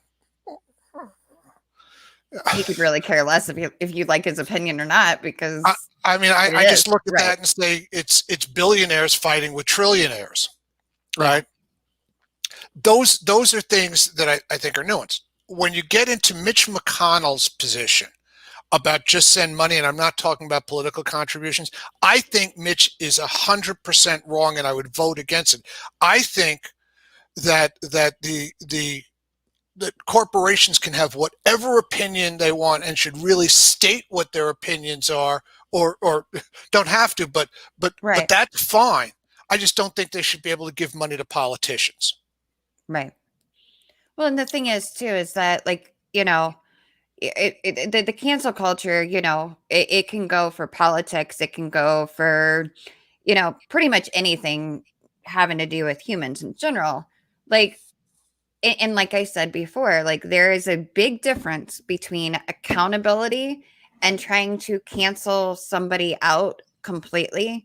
Not just cancel them so their voice isn't heard, but I mean, you go to deplatforming, to all sorts of things. If you try to completely cancel somebody's opinion, now, if they're being illegal, that's different. Let me push Go ahead. back on that and say we live in an age, particularly it's funny, in this year of 2021, there are more alternatives. There are more alternative platforms. So if you say Oh, that yeah. somebody has been canceled off of Twitter, well, there's Gab. There's so many Right? different I mean, things. Yeah. Yep. and I think that again, that's a real difference. I think, you know, I think that when we're talking about it being canceled, let's go back to It Happened on Mulberry Street, Dr. Seuss book, right? I read that book to both of my kids. I'm from New York originally. You know, you can certainly hear my New York accent when I say certain words. It's a quarter. Right. I went to the library. That said, you know, I read that to both of my kids, and I don't believe that I don't believe it was a terrible thing. On the other hand, you look at some of the images of the stereotypes, and I find it offensive. When the estate of Dr. Seuss, the Theodore Gesell, says we don't want to sell this anymore, that's their right. And when people say, "Oh, that's cancel culture," because I want to read it, well, go read it. They didn't make all the copies disappear. The thing still exists. You know, you can go find it. I just don't want to sell it anymore. Right. I run into this all the time. Where a particular store asks for one of my games, and either for, you know, contractual reasons, you know, some of my IP is licensed, some of it just doesn't work. But beyond that, I have the right to say this is mine, and I don't want to sell it there. If that decision, I've never made a political decision on that. But I'm not ruling out that day could come. Right. If the Daily Stormer says to me, if KKK.org or whatever their website is or whatever says, hey, we're opening up a new games division and we want to put some of your games on there, my answer is going to be no. Yeah. And again, I'm not trying to make it ridiculous. I'm just simply saying to you that what we're talking about canceling the person, that really doesn't happen. Louis C.K. made more money on his own than he was making touring before.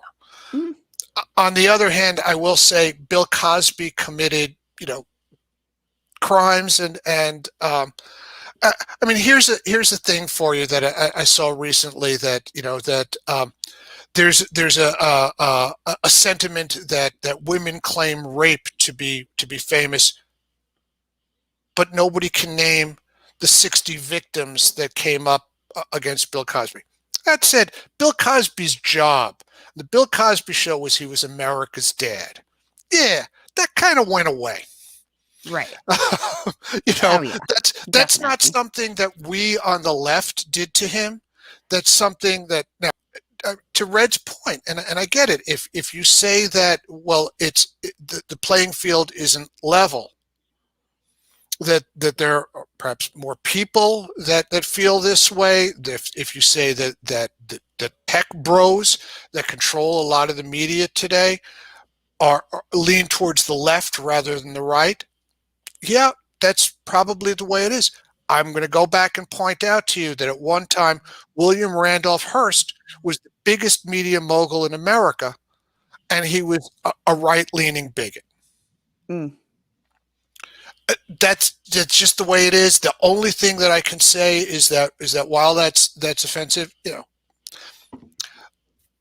I'm gonna probably wind down, and I do want to take questions, and I do want, but I just want to as a summary say what I hope people in our audience got from tonight.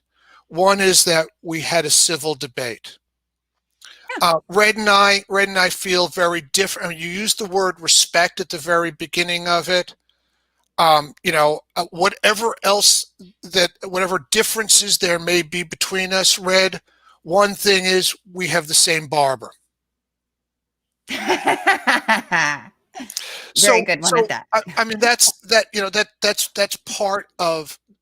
We do have that civil debate. Mm-hmm. And that's what's important. If you approach with respect, it will not be 100% of the time, but very often the person will engage in a debate in a forum with you. Sometimes if you find out about the other person, right? We've talked about gun control a couple of times, and I'm going to bring up my friend. I'll give a shout out to Brian Bruning. Brian's been a good friend of mine for many years. I'm glad that Brian brought up that he's a gun owner. It's funny, that comes up. That said, one of the things that's missing in America today is the desire to achieve consensus. The majority of NRA members agree on the same principles about ID checks, about background checks. How much could we eliminate? How many lives could we save if we said, if you've committed a felony, you shouldn't be able to buy a gun anywhere, whether it's at a show or not. You shouldn't. Okay, be so able to. I'm sorry. I want to interject to those who have never been to a gun show. Do not assume that it is easy to just walk into some big gun show and buy a gun, because it's not. A good portion of the sellers it depends there. on what state, and often the exceptions that are done are violating the rules of both the show and about the state laws. Right. Most of the states that I have visited and been to gun shows at, most of the people selling there they have the 4473, which is the federal background check, which is done by the ATF religiously. And I used to sell firearms for a gun store, so these aren't more often than not, the criminals are getting these guns private sale off the streets, and that's something that, unless you take guns completely away, in theory, it's not ever going to stop. So one of the sources, I mean, again, there's a body of evidence on this, and this is stuff. Again, this discussion is exactly what we should be having. There are a number of gun shops. I believe that they usually have 6 that contribute to the majority of illegal firearms. And what they do is they use straw dogs. They will sell the guns to Mexico, and the guns will then be shipped back to the United States for illegal sales. We know that. Right. And those are exactly. Those are exactly the kinds of things, Red, that you and I could sit down and go through on a nuance. This would be the benefit of doing this. Most of the stuff doesn't require even new laws. It requires enforcement of the current laws. And I say to people, look, I'm not trying to stop 100% of them, but if I could save one life, I'm okay with that.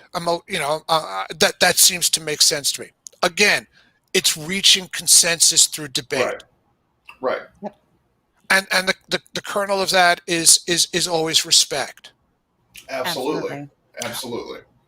I don't need to be on shows where, I mean, I'm glad that you and I have well-reasoned and respectful disagreements. I don't need to be on. I don't need to be in an echo chamber. Right. I don't. Exactly. Yep. Right. I mean, that's the problem with the algorithm on social media, that it's going to show me more things that will, Right. if I'm to the left, it's going to push me further to the left. Yep. And if I'm to the right, it's going to push me further to the right. And It pushes you you're into not the true wrong. throughout. finger. I mean, that's If- stuff that we can talk about. And again, when you talk about these corporations, I mean, it's not governed under First Amendment, but I think that we can talk about the most good for the most people. Absolutely. And Absolutely. those are things that by and large Americans can agree on. Yes. Right. Yes. That is, you're 100% correct on that. Unfortunately, something I've noticed a very disturbing trend, talking about social media, is you're right. If you follow one thing, it'll steer you further that direction or this direction or up or down or left or right, whatever. And unfortunately, that is breeding more extremism, which, as you know, Larry, we at Beyond Barriers are trying to combat on a regular basis. And it's unfortunate. And this is where we can start dismantling the ties of extremism, is by this open dialogue, when the general public can tune in and they can ask questions. And that's one thing I love about being able to talk like this, because let's face it, this isn't a common occurrence every day, right? When I was on that show, and I know you guys have linked to it, when I talked about my involvement with Beyond Barriers, it's funny. One of the things I didn't get, so I was hosted on a show with a rabbi and a Jewish Nice. media commentator out here in Las Vegas, and they both said, "Why are you talking to neo-Nazis?" And I said, "I'm not. I'm talking to former neo-Nazis to begin with." I said, but I said, again, the answer to extremism is not silence. Is not, that just Right. drives people in more. But Exactly. after the show was over, I said to them, you're asking the wrong question. Mm-hmm. You shouldn't be asking me as a Jew, why am I talking to former neo-Nazis? You should say, wow, what didn't I understand about former neo-Nazis that they're willing to talk to a Jew? Exactly. Yes, exactly. And I want to kind of go on record as to say thank you to, first of all, to everybody who's tuned in and putting up with our jibber jabber. It's amazing. The fact that all these people show up and listen to us. It's amazing. And Larry, I love our conversations, man. Regardless of the fact whether we agree, disagree, or even meet in the middle. It's, if nothing else, it helps one another learn something from someone else, right? And we've said it more than once tonight, and it does come back to respect, and it comes back to, we don't have to agree 100% on everything. We can still be respectful, and we can still love one another as human beings. And this open dialogue is, I feel, step number 1 through 10, even. That is a major part that is missing in our society. Do we have enough time? I've got more energy than I thought I would. Do we have enough time to take some questions? I have a few more minutes available. Acacia, I don't see on here.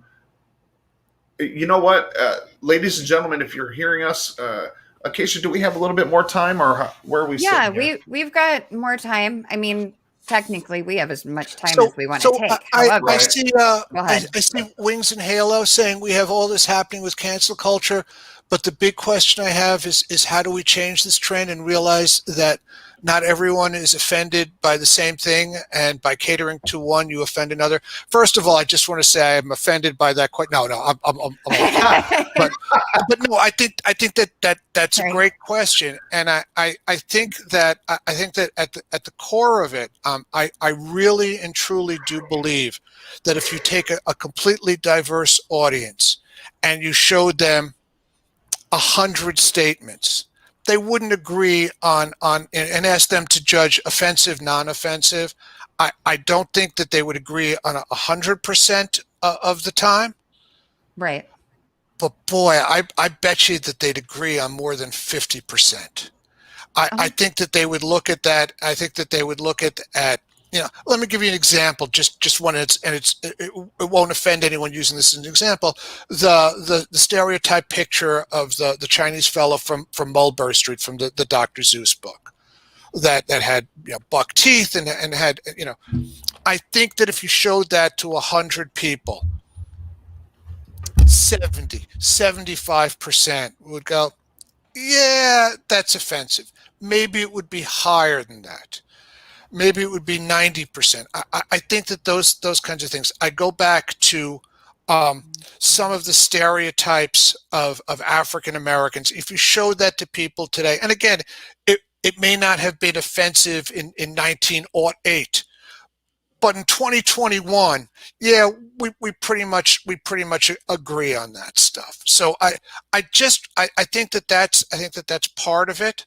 And I also think that we've kind of come to court decisions on that, on community standards. All right. What is offensive in Alabama might not be offensive in Michigan. What is offensive in Michigan might not be offensive in Alabama. And so you have those standards. But truly, I think that we have, look, I won't tell you what I think of Tucker Carlson. Hypocrite is the least of it, but yeah, we probably won't see eye to eye on that one. On the left, most people on the left aren't saying the government should ban Tucker Carlson. The statement of, if you're a sponsor of his show, I won't buy your product, is the same thing that leads people to pay for the sponsorship in the first place. It's the corollary of it, saying, well, I want to appeal to this audience, so right, I'm going to advertise on a show that appeals to it. I think that that's capitalism in action. You vote with your pocketbook. Yeah, essentially, yeah. That's I just want to distinguish between, we've talked about boycott and cancel culture. I just want to distinguish between, you don't have to buy everything. Correct. I'm probably not going to buy the Pillow Guy's pillows, right? I mean, that's just, now, to be honest with you, I wasn't going to buy his pillows anyway. But I mean, it wouldn't matter. It wouldn't matter. But that said, I think that that's okay. I don't think that we should try to fix that. Right. And we have another question here. Somebody asked, for our listeners that aren't able to view this, can you address the vigilante aspect of cancel culture? Many people believe movements such as Me Too are a positive force for change. But as we have seen, for example, with the Amber Heard Johnny Depp scandal, the facts, quote unquote, that make the media often don't tell the whole story. Now, this person also said that's not his favorite example, but it does illustrate what he's trying to ask. No, and I'll take that. I'll take that up. I think, again, before the show began, I told a quote from Mark Twain that Mark Twain said there are three kinds of lies: a lie, a damn lie, and a statistic. And that's said tongue in cheek. But I think, for example, I don't really follow I know vaguely about Johnny Depp, and I think there's two things on there. One is it is difficult to prove that abuse didn't happen, and it is difficult to prove that abuse did happen.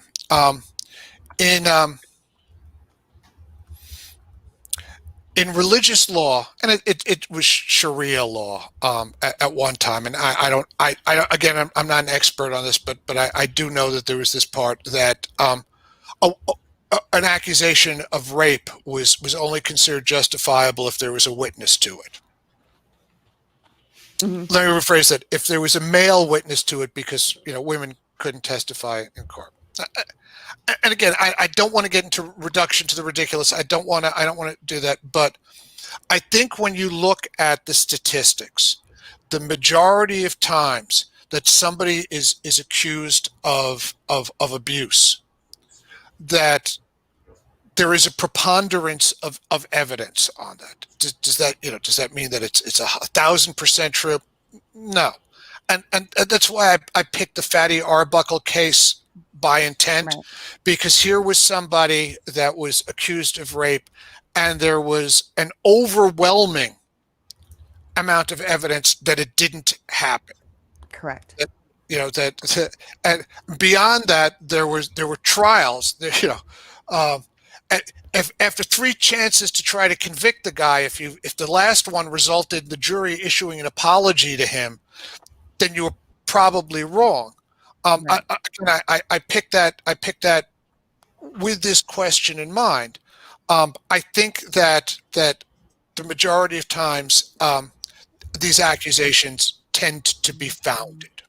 Mm-hmm. The difficult part comes in distinguishing between consensual and non-consensual, and that's one of those. Were you there?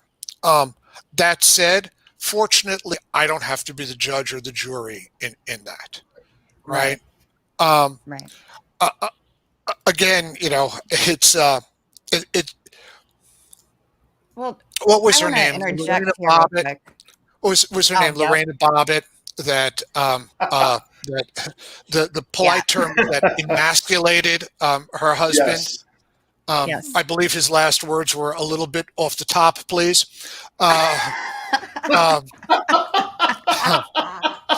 You're gonna have to have me back from my humor show, but Right. Yes. but that said, why did that case get so much coverage? The reason the case got so much coverage is because there are 30,000 incidents of domestic violence in America every year, and yet those on the other side could hold up this one example and say, "Well, women do it too." Okay. Right. We've had the case of Tawanna Brawley back in New York, and it's not the only one, but certainly these are rare, who claimed she was raped and branded. I mean, there was a whole backstory, and it was made up out of whole cloth. Again, those are the exception. Let's not try to fix something that isn't broken 99.9% of the time. Right. Hope that's Well, a fair example. I think what Scott was saying, he said, who is right or wrong is not really isn't what he was asking. It's pretty much that vigilantes don't wait for trials or testimony. They just act on what they think they know or what they've been told. And I will say this, and then I'll let you speak, Red and Larry, is that there's a difference between saying, you know what, I choose not to buy this product for myself, or I choose not to watch this actor or this actress. I choose not to do this or that. But for me at least, when you try to either cancel out history, you try to cancel out the person and not, like I said, and we've talked about this earlier, there's so many nuances. If you are deliberately trying to cancel a person, meaning they can't get a job anywhere, like, to sum it up, we are all humans. We all have a choice as to whether or not we want to watch something, whether we want it into our house or not, or whether we want to support it. For me, at least, when we try to take history away, and when we try to literally make it so that a person can't survive because we don't agree with them, not necessarily because they actually did something wrong. There's a difference. There are consequences to our choices, to the things that we decide to do. And whether that's good or bad, we have to know that every choice we make will have a consequence. Me choosing to have this show, people might not agree with me, and people might be like, you know what? I'm not going to watch you because you're crap. Okay, that's your choice. Or because somebody had a pass, Red's got a pass, I've got a pass, everybody's got a pass. And if they choose to judge me because of that, that's their choice.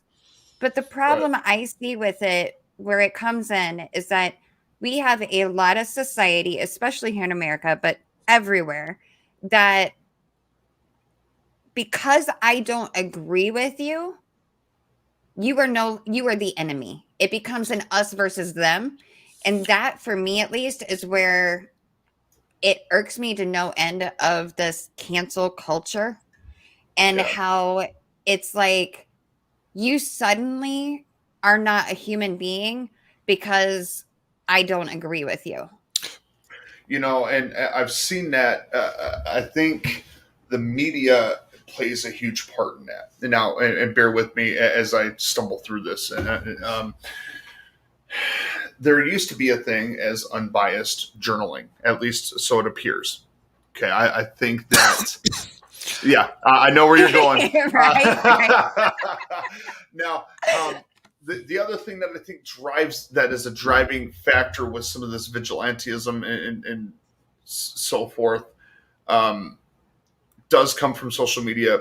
There are sometimes news stories or stories in general that are shared that maybe all the facts aren't presented, whether it's to try to fit a narrative or not. Sometimes it's somebody posting something without knowing all the facts. I know I myself have been very guilty of that on a very regular basis, and I know there's people that call me out on it all the time. And you know what? I'm glad they do, because that helps me learn, right?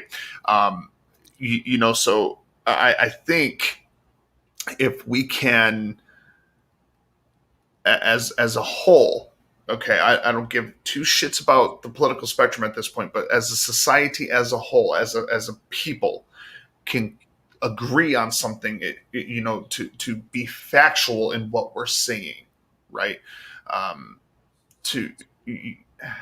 This could really go down a rabbit hole that I'm not going to go down, but yeah. So let me bring up 2 points. First of all, more immediate. Read about that apolitical and unbiased journalism. I'm only 65, so I don't remember that. Let me go back and tell you. There's a quote. I don't know if it's true, but it may be apocryphal. I mentioned William Randolph Hearst. The American warship, the Maine, blew up in Havana Harbor. Yes. And we don't know to this day whether it was a boiler room explosion or something more insidious. Right. And I believe this is an apocryphal story, but I'm going to tell it anyway. Supposedly, Hearst said to the reporter, his man on the ground in Cuba, he said, "Get me the pictures for the war." And the reporter said, "How do you know that there's going to be a war?" And Hearst responded saying, "You get me the pictures and I'll get you the war." That might have been an apocryphal story, but right. I suggest you look at the Gulf of Tonkin incident with the USS Maddox and what we know to be the facts, and that got us into the second longest war in American history, prior to Afghanistan, right? So Right. That said, I mean, I do not believe that. I also want to point out that there's an element not of political correctness. It's not that, but there's an element of our prurient interests. See, the thing about rape is it makes a great story. Unfortunately, a lot of people. And you know what the oldest saying in the newspaper business is? The oldest saying in the newspaper business is, "If it bleeds, it leads." Right. And sensationalism sells, unfortunately, and oftentimes with that, unfortunately, that can lead to misinformation being passed. I'm not going to use the term. If we can show a good-looking woman and we have blood, that's like. Right. Oh yeah, absolutely. You're not wrong. It's no different than in Hollywood or on TV, for that matter. Sex. The other thing that I was going to say, and I don't mean to challenge my lovely host on this, but about people's lives being destroyed. How many millions of dollars does Johnny Depp have left? Do you think he needs $5 from me? See, I'm not talking personally. I'm not talking about the I know, ones in Hollywood. But you are. I understand what you're saying. But again, I mean, we talk about this and we say, well, I don't want to see people's lives being destroyed. But if I ask you to show me where somebody's lives were destroyed, I mean, there are cases. There are I could cases give you of plenty. people who've been driven to suicide. There are cases. Yep. But if you take a look at, Fatty Arbuckle died at age 46. He never worked again after this, and he died at age 46. I want to say from a heart attack, which may have been caused by the fact that he was Fatty Arbuckle, not Slim and Healthy Arbuckle, right? Right. I'm just saying. That's probably more due to health concerns than it would be cancel culture. But anyways, go ahead. But again, again, when we start talking about this, I mean, I can offer plenty of cases. I mean, geez, after the accusations started coming out on Heart, I teach a lot of classes in Jewish culture, and I always say this, that if you want to claim Albert Einstein and Sigmund Freud, you get those, but you also end up with Harvey Weinstein and Epstein in there, Right. and the now late Bernie Madoff with all your money, Bernie. That it's all part of that package deal. If you start looking at the other side of it, about people, we knew that they were bad and toxic, and yet their careers went on for years, for decades. I think that there are far more of them than the people that you can say were injured by cancel culture. Just putting that out there. Well, and that's why I make the distinction between Hollywood figures being quote unquote canceled and your average everyday person being canceled, because I have known people that have been canceled because of their past that no longer, and you know that. And you know what? I will just say it just sucks to be poor and disenfranchised in America. It does. And that, I mean, that's true for everybody. That said, I want to say something that is a kind of bridge thing. And Red, this is really for you. I have been working. I'm in the games industry. Everybody knows that. Right. I have been involved in speaking out, and not I say speaking out as though it was something radical, but about talking about the politics of games, about talking about what's the impact of this, what do we learn from this. There's that Fallujah game out now. That's 6 days in Fallujah, something along those. I know the one you're talking people about. are saying this game shouldn't be sold, and my feeling is more or less on that. You're right. I'm certainly not going to buy it, but what should dictate that is just don't buy it. Right. I mean, that if it's not violating standards, and I haven't played it enough to know if it's not violating standards, right. The first overtly political game that I worked on was in 2004. Shout out to my friends over at Stardock. It was The Political Machine. Okay. Right. And it was the first of a series. Every 4 years, Stardock does The Political Machine, and it's a political simulation game. It has some really interesting stuff. It has sliders and what are popular. That's really? It's you're running from. I'm actually kind of intrigued now, but anyways. Yeah, and really, give a shout out on that. It's an interesting thing. It's worth learning about. That said, since that time, I have been involved as the liberal coming on into conservative sites. And I will say this, whether it's a quality of my personality, because I am at the end of the day charming. But for whatever it is, whether it's the fact that I approach it with respect, whatever the thing is, I have been welcomed far more. I can't tell you. I mean, it would be less than the fingers of one hand of the time people have said, no, we don't agree with you. We're not going to have you on as a guest or as a speaker.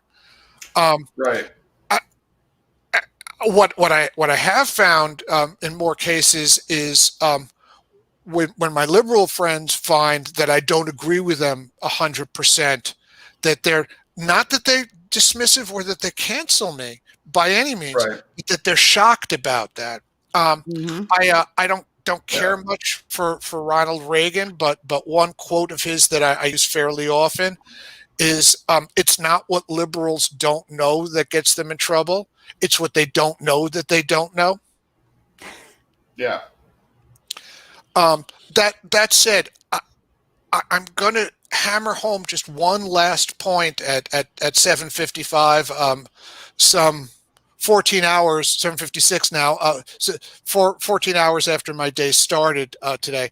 But I think that one of the truths that the algorithm on social media really hides is that on the majority of stuff that is really important, we all agree. And I don't mean even just Americans. I mean worldwide, the stuff that is really value, centered. I think the majority of us agree on that. I said that was going to be the last point. I have one other thing. I have a buddy. I don't know if I told you this. We had used this scary word about Marxist culture once before that. Right. I'm first generation American. My father was born in Russia. It was even before the Soviet Union. My father was born in Tsarist Russia. He came over to the United States in 1911. My grandfather came over to the United States in 1908. He had fled a Siberian labor camp. My grandfather's name in Yiddish was Yankel the Anarchist, was Jack the Anarchist, Oh, wow. Jack the Red. All right, and his appreciation of Marxism came from the fact that he grew up in a society where there were still serfs, where people were bought and sold, right? So when you look at the origins of of Russian communism or Chinese communism or Cuban communism, you have to understand what went before that. And if you look at that and you say, well, Russian communism was pretty awful, and certainly as I've pointed out, we didn't do too well under Stalin. That wasn't a great trade up for us, right? No. They're still finding mass graves that are left over from that area. You talked about Cambodia and about Pol Pot, right? Again, I mean, not a good thing. But that you have to look at history as the ebb and flow. When you study history, one of the things that you will find is that there really, really has been progress, and that things that we look at as being terrible right now probably aren't so bad in the grand scheme of things. I say this about COVID, and I do not mean to treat this lightly, but and I'm certainly, if I've had my 2 shots of Pfizer, and that wasn't enough for me, so I also had a flu shot on top of it. I figure suspenders and a belt can't hurt, right? That said, as awful as this global pandemic has been, let's just remember that during the Black Death, 1/4 of France died. So things are progressing, and we should bear that in mind. As we talk about people on the stuff that really matters, most of us would agree on what's important. Right. No, I would agree with that. Like it's a lot of it is about finding the common ground. I know somebody mentioned, about so where was it? Sorry. Asking, well, because most of the time cancel culture gets the bad guy, we should tolerate the few that get hurt. No, it's more about yeah, that's not the American system of justice either. Here's a quote that I saw recently, and I kind of like this. The difference between a liberal and a conservative. A liberal wants to feed 100 people because one of them might be starving. a conservative wants to deny food to 100 people because one of them might not be starving.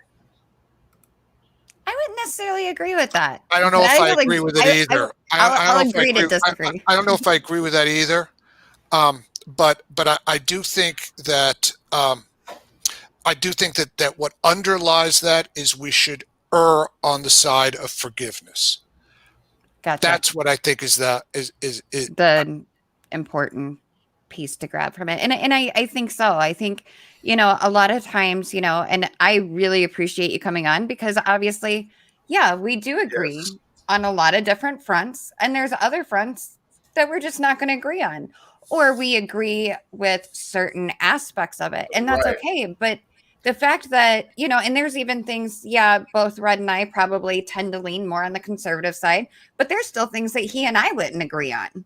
So absolutely. I mean, we're all human. We're all different. I tell you what, there's friends of mine that are very hardcore Christian conservatives that no longer speak to me because I don't fit into that category. Yeah, I do lean a little more to the right. However, there's a lot on the left that I tend to agree with. And it really it confuses people, and it's kind of fun, to be honest with you. But it shows that politics is not what makes the person. The fact that somebody's more liberal, more conservative, more whatever, we're all individual human beings. And that is what we should ultimately, well, it's kind of like what you were saying, Larry, as far as like, there's always going to be the nuances. So what is really the most important thing? Like, I grew up very conservative Christian, thank God for the parents that I have that like they raised me with really good values and instilled in me really good things. There are things that obviously we don't agree on now because I'm definitely more liberal in many aspects, but it's the fact that we still can get along. I still love them. They're still my parents. I might not agree with everything, but I guess where I'm going with this is that I know there was a point in time that I can look back at, and I can look at, certain individuals and be like, well, I'm not a Christian. I'm not conservative. So I'm going to they're going to snub their nose at me. And that's not right either, because we are the fact that we all have our own brain and we all think differently. And the fact that we can come together, and there's always going to be things. No two people are alike. Even I have cousins that are identical twins. They're identical in a lot of their features, to which they're. Oh my goodness. Yeah, they're probably sorry. I'm like, how old are they? Yeah, I have they're probably in their. Too. They're like in their 40s. Well, it just reminds me of how old I'm getting. Which I'm So like they're even in their like 40s now, and I still have a hard time telling them apart, and I've grown up with them, but I can tell them apart by their mannerisms, by the different things that they like. Say you just bring up a Fox News logo and the one that growls, Right? Exactly. Guys, I love you. Thank you very much for having me on. And I'm gonna pack it in. Tomorrow's gonna be another long day, and let me just say, thus endeth the sermon. Thank you again for having me on as a guest. Thank you so much. Guys, definitely follow Larry. Follow Larry on Twitter. And also, I definitely want to give a shout out to the new game. And I'll let you give that shout out. Remastered. Yes. So definitely check it out, Night Dive Studios, and it's on Steam and available. Actually, Night Dive Twitch was doing it last night. My understanding is that if I do my job right tomorrow, it goes on to the Humble Store as well. So yes.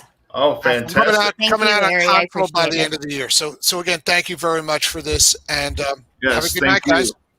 You have a great night, Larry. Next time I come on, Jewish comedy. I'll be telling all my jokes. That's awesome. Thank you so much, Larry. I appreciate it. Cheers. Wow, that was awesome. It definitely went longer. And for all of you guys tuning in and listening to this, the VOD will be up on Twitch. And Yes. I will also, I would probably split it up into two different podcasts just because it's a long one, but it's a very needed one. And thank you to everybody that tuned in and everybody that, Absolutely. commented. And actually, I did want to say this real quick. SD Scott, I appreciate your comments a lot.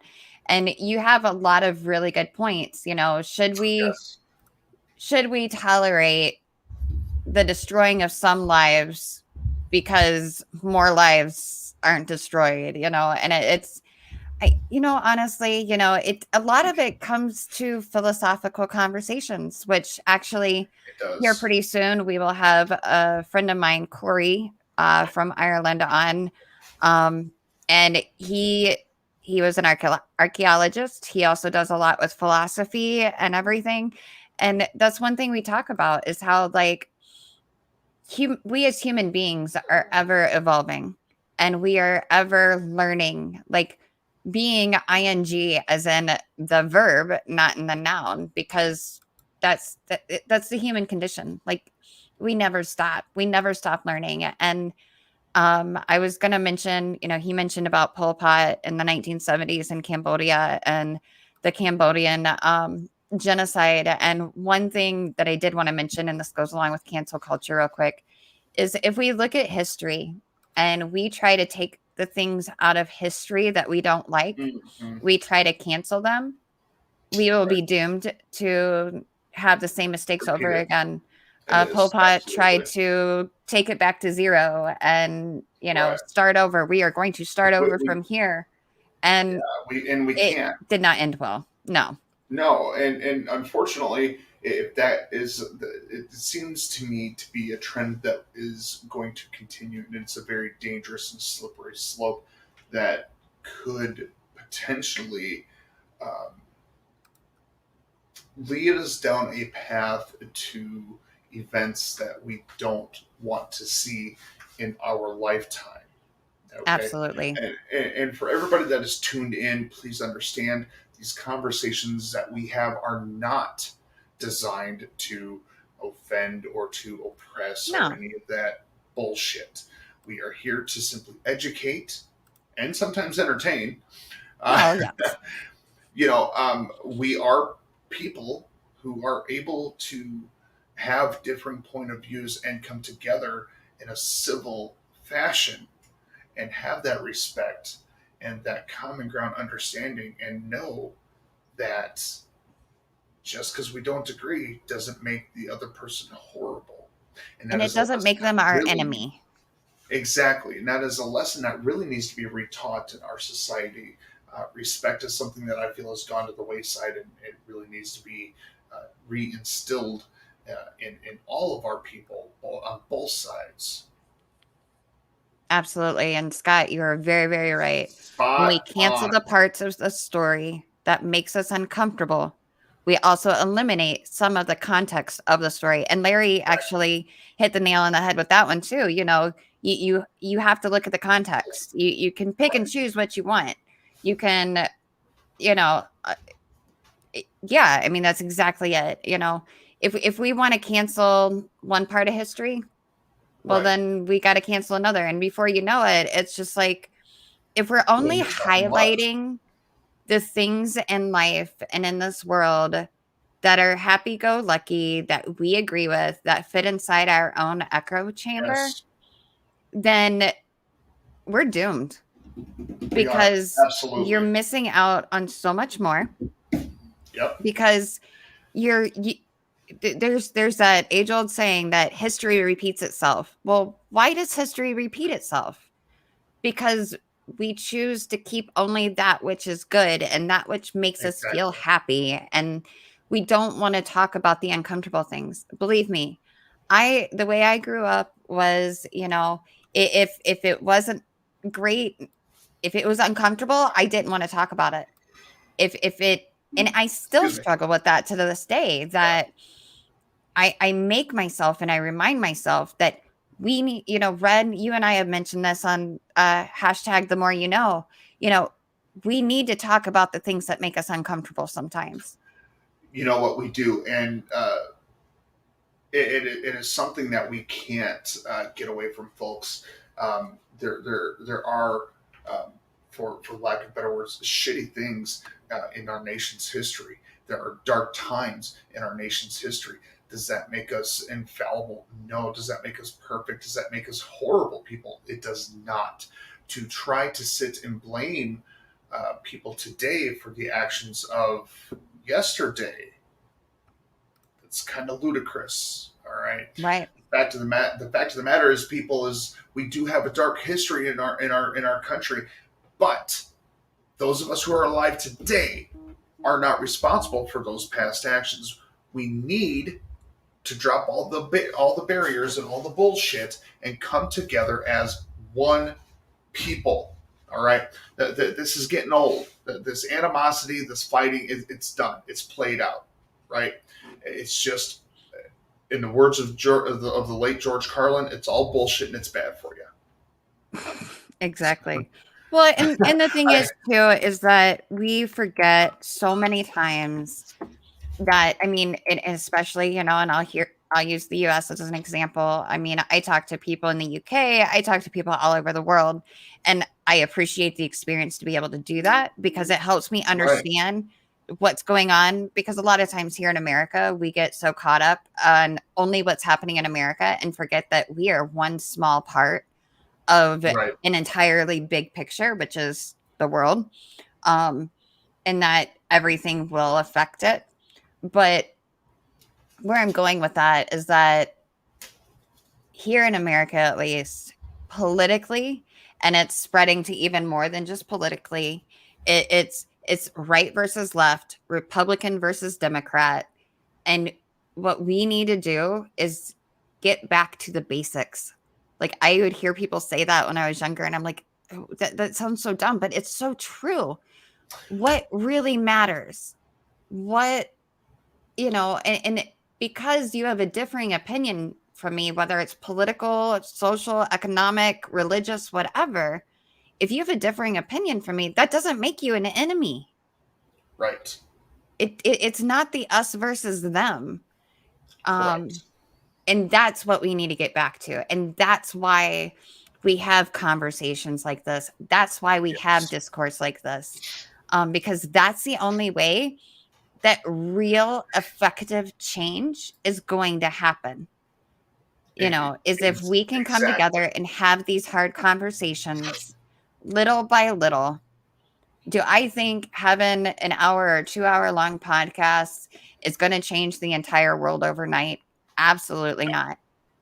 But we change it one life at a time, one conversation at a time, one discussion at a time. Exactly. And, folks, as we come to wrapping this up, I want to throw a shout out to Beyond Barriers. Our website is www.beyondbarriersusa.org, and you can find links to these podcasts, all the ones we've done for Coffee and Conversation, hashtag the more you know, and the Beyond Barriers podcast. They are wonderful, wonderful tools to get into the minds of who we are at Beyond Barriers and what we try to do. The website is very easy to navigate. There's a contact tab. There's a media tab, articles. There's news stories. If you click on the team, you can read through who we are and a little bit of our stories. There's also a donate tab. Now, I get it, folks. Life is tough right now. The pandemic has made damn sure of that, right? Right. But any donation that you are able and willing to give, it is tax deductible under the 501c3 tax code. Now, what does that mean? A lot of the mumbo jumbo, yeah, I get it. But what that means for you is that you get to write off that donation on your taxes. So essentially, you're getting that money back. We would appreciate any likes, follows, shares, etc. on social media, because that just expands our audience. We want to continue to bring you this programming. We want to be able to expand this programming to do even more. We love being able to interact with all of you. It is such an amazing experience that I can't begin to fathom, can't begin to even adequately express, right? You can also find us on Anchor FM, anchor.fm rather. you can also subscribe there as well. I believe it starts as low as 99 cents a month and it goes up to $5 a month. I mean, that's a pretty reasonable price. It's much like a Patreon, but it's Very much strictly so. for all the podcasts, and with that you get all the Beyond Barriers podcasts. We try to do at least 2 episodes of that a month. It is run by myself and Jeff Scoop, another former extremist, and the founder of Beyond Barriers. And so you'll also have that. You'll have these. And if anybody is interested in more information or want to know, because we also understand that times are tough. Not everybody can financially give. Absolutely. But even giving of your time and stuff like that. So feel free. You can email us at info@beyondbarriersusa.org. I'll put it up in the chat. Also, Beyond Barriers, and I don't always touch on this, and I appreciate you putting the plug in there, Red, for it. Beyond Barriers, you have a lot of organizations out there that strictly are trying to get people to come away from extremism, no matter what type that is. But we at Beyond Barriers, yes, we want to bring people out of extremism, and having been there ourselves, but it's also educating the communities, not just on the threat of extremism, but having discussions like these so that, we can come together as further extremism. Exactly. Preventing. So once again, I want to thank everybody for joining in. Thank you for Red for once again having another great coffee and convo. And thank you, Larry Kuperman, for joining us again. Next week, we will not have an episode, most likely. If something changes, I will put it in the schedule. But we should be back the following week with some more great conversation. And I appreciate every one of you. If you like the content on this channel, please feel free to subscribe to the Twitch. Hit that button. To the Smash Beyond Barriers YouTube. And we will see you all later. Any last words, Red? Peace, love, and graham crackers, and just be good to one another. Absolutely. Be good, everybody. Thank you so